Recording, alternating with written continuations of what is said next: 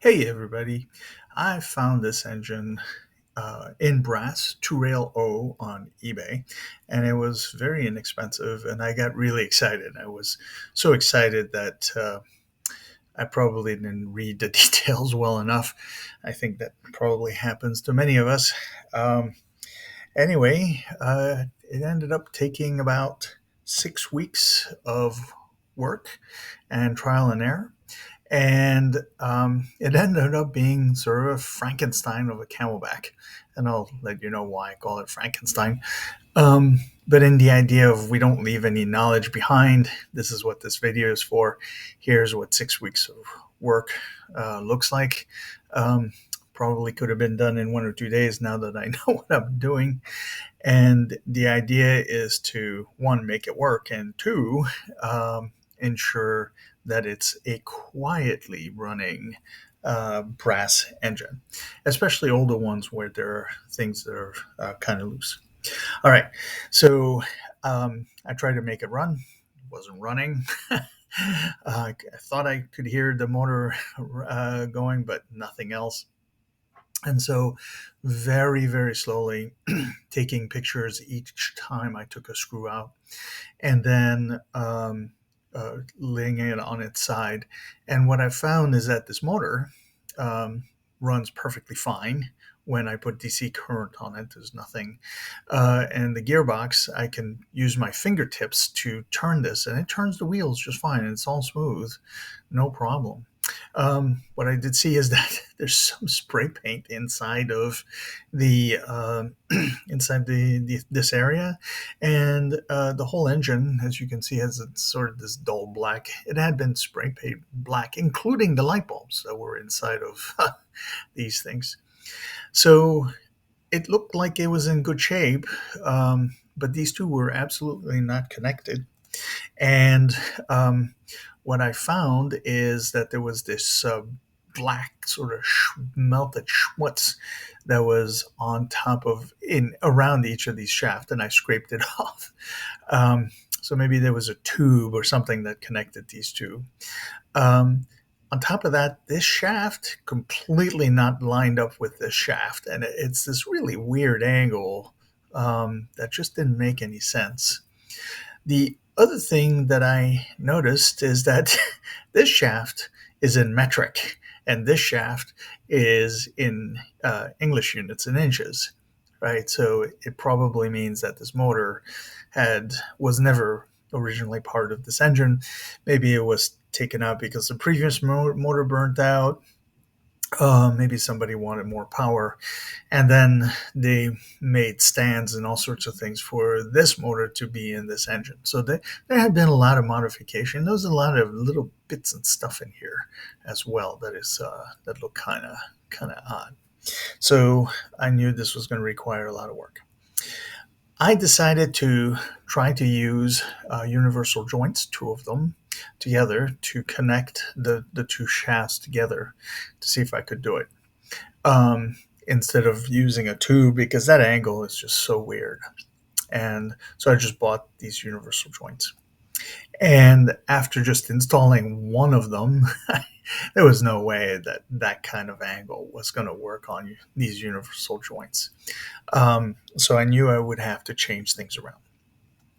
All right, so I made this sort of plastic. I don't do brass. I don't work with brass very much. I don't have the tools for it. So I just made this stand out of just plastic remnants that I had. Now, the really nice thing is that it really dampens out the vibrations from this motor. You can see, I also put a spacer here between this metal frame here and the motor.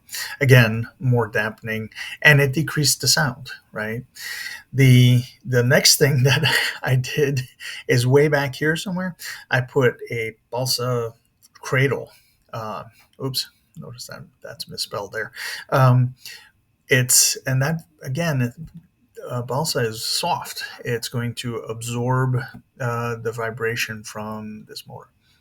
The second thing I did is on all screws, there's four of them, I elongated the hole in this direction, and I elongated the hole in that direction. That really allows me to move this motor in directions to eventually line up with the shaft from the gear, right? So um, the elongations were very small because you don't need a lot of motion, but it's all about decreasing the sound. So you have to line things up and not having metal touching metal. The next thing, we're going to expand this area. There's a couple things to decrease the sound. Whatever shafts you have, either this one that goes into this universal joint, it should not be in this empty space. It just needs to end right where the set screw gets put in. Otherwise, it's going to hit this surface. The other thing is that this universal joint here, they're just a little loose. So this brass on brass is going to clink on it itself. It's going to make a little bit of noise, but it's not too bad.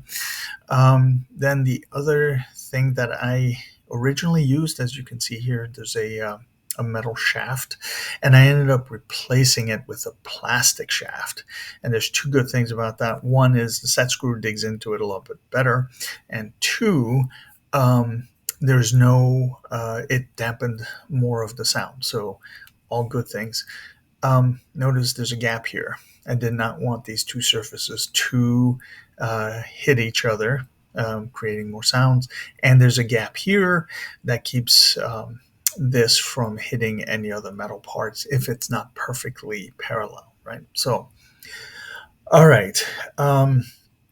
So those are the important things to keep minimizing sound or clinking sound.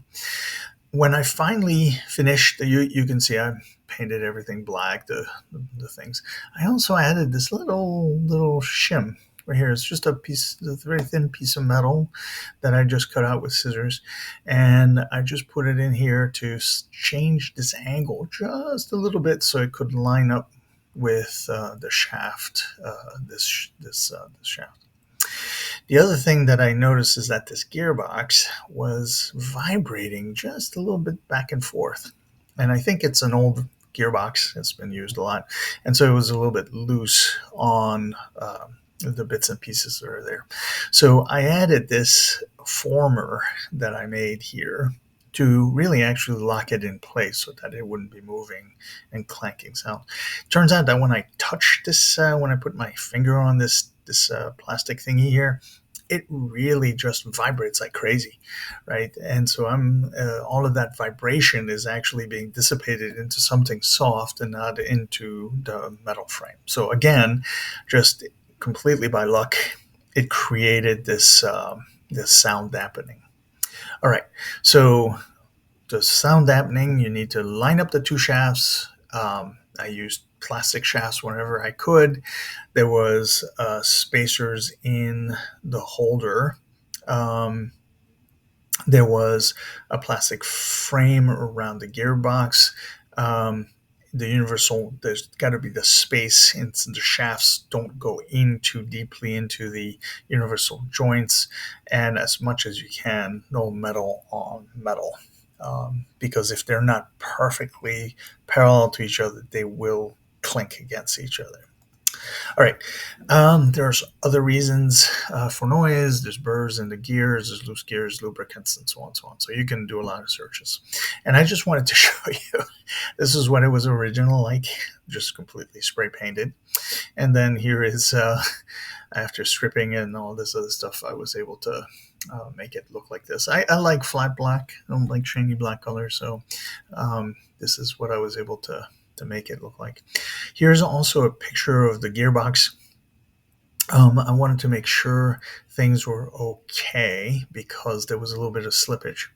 And so I opened it, and this is an old gearbox, and it was really hard to find because there's grease in here, but there's actually a set screw right here, right? And it was loose. So I backed it up to make sure that I could see it. That in this picture you could see it coming out, but I really had to tighten it down. And it was just by looking really carefully with magnifying glass that I could see a slit that allowed me to realize that there was a set screw here. Otherwise, I just thought it was press fit, but not in this particular engine. So yeah, um, I don't know anything about brass engines. This is my first brass engine. This is what I learned from all of this, and just passing on this knowledge, um, just very careful, very slowly, and eventually got there. All right. Hopefully that helps. And this is why I was a Frankenstein of a of an engine, because there's metric and English units. There's brass, plastic, and balsa in this engine, but it runs very quietly, and I'm really happy about it. Yeah, just and the next step is just putting DCC into it and just enjoying the heck out of it. All right, enjoy.